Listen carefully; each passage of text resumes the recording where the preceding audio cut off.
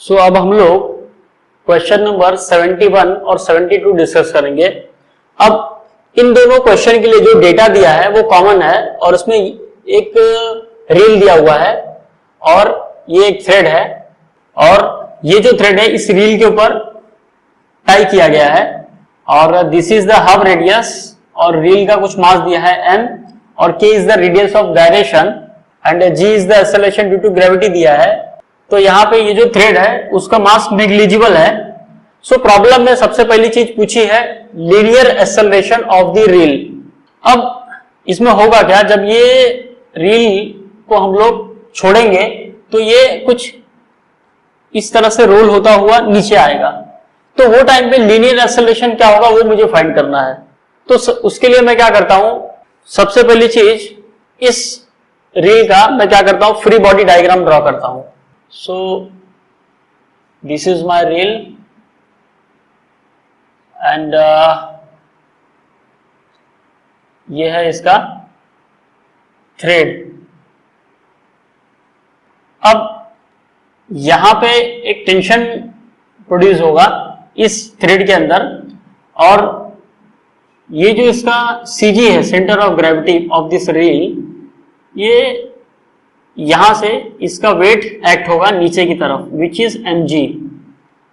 यहां पे क्या होगा, ये जो रील है वो रोटेट भी हो रही है और ट्रांसलेट भी हो रही है।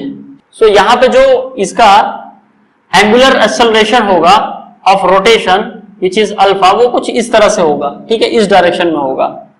मुझे यहाँ पे रेडियस दिया हुआ है, ठीक है, इसका जो रेडियस है ये मुझे दिया हुआ है यहाँ पे r।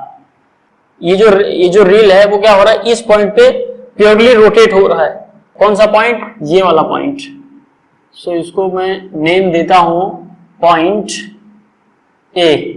तो इस पॉइंट के अबाउट ये प्योरली रोटेट हो रहा है। सो अगर मैं न्यूटन का सेकंड लॉ यूज करूंगा सो क्या हो जाएगा, summation of all torque is equal to moment of inertia about this point, क्योंकि इस पॉइंट के अबाउट प्योरली रोटेट हो रहा है, इनटू अल्फा।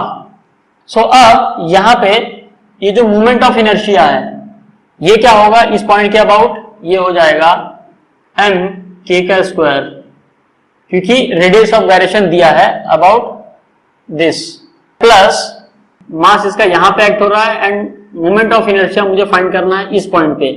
सो m इंटू r का स्क्वायर, रेडियस का स्क्वायर, ठीक है। सो ये हो गया मास मोमेंट ऑफ इनर्शिया।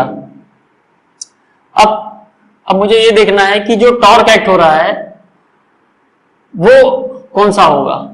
सो अगर हम लोग यहां पे देखें तो इस वेट की वजह से, इस रील के वेट की वजह से ही टॉर्क प्रोड्यूस होगा और इस टॉर्क की डायरेक्शन और एंगुलर एक्सेलरेशन की डायरेक्शन दोनों सेम है। सो टॉर्क हो जाएगा प्लस में plus mg this force into this distance, मतलब radius r is equal to mk square plus mr square into alpha.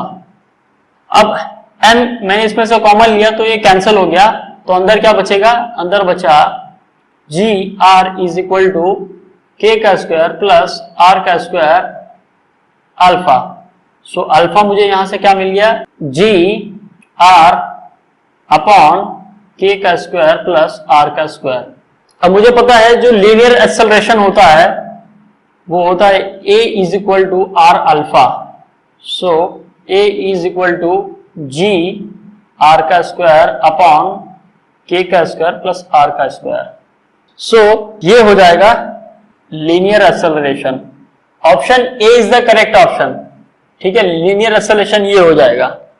अब जो सेकंड पार्ट है उसमें क्या पूछा है, उसमें पूछा है टेंशन इन थ्रेड। इस थ्रेड के अंदर कितना टेंशन प्रोड्यूस हो रहा है, ये T पूछा है। ओके, सो हम लोग यूज करेंगे इसके लिए न्यूटन सेकंड लॉ। अब न्यूटन सेकंड लॉ क्या है, summation of force is equal to mass into acceleration. जब फोर्सेस की बात हो रही है तब हम लोग ये यूज कर सकते हैं, और जहां पे टॉर्क है और मास मोमेंट ऑफ इनर्शिया है, एंगुलर एक्सेलरेशन है, जहां पे रोटेशन कंसेप्ट आ गया, ठीक है, जहां पे रोटेशन हो रहा है वहां पे हम लोग ये टॉर्क वाला इक्वेशन यूज करेंगे, और जहां पे लीनियर मोशन हो रहा है वहां पे हम लोग summation of F is equal to mass into acceleration पूछेंगे, तो जहां पे लीनियर मोशन हो रहा है वहां पे हम लोग ये वाला इक्वेशन यूज करेंगे, फोर्स वाला इक्वेशन। सो अगर मैं इस सिस्टम को ध्यान से देखूं तो ये जब इस तरह से प्योरली रोटेट होगा अबाउट दिस पॉइंट, तो ये नीचे की तरफ मूव होगा। इसका मतलब ये जो है वो नीचे की तरफ एक्सेलरेट हो रहा है। ओके, सो एक्सेलरेशन की डायरेक्शन में जो फोर्स एक्ट होगा उसको कंसिडर करेंगे पॉजिटिव और उसके अपोजिट वाले को निगेटिव। सो इस सिस्टम में कौन कौन से फोर्स एक्ट हो रहे हैं, एक ये और दूसरा ये। सो ये हो जाएगा प्लस में mg और ये हो जाएगा minus t is equal to mass into acceleration. मुझे क्या करना है, टेंशन फाइंड करना। सो टॉर्क को मैंने वो साइड लिया तो ये हो जाएगा mg माइनस ma। सो m कॉमन निकल गया, अंदर बचा g माइनस a।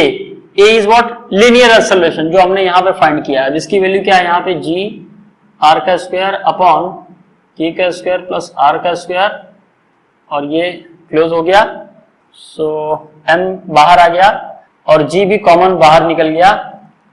अब इसको हम लोग क्रॉस मल्टीप्लाई करेंगे तो क्या मिलेगा, ये पूरा टर्म यहां चला गया, माइनस आर स्क्वायर, मतलब ये हो जाएगा K square upon K square plus R का square.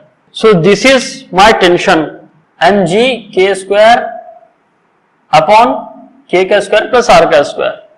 So option C is the correct option for this.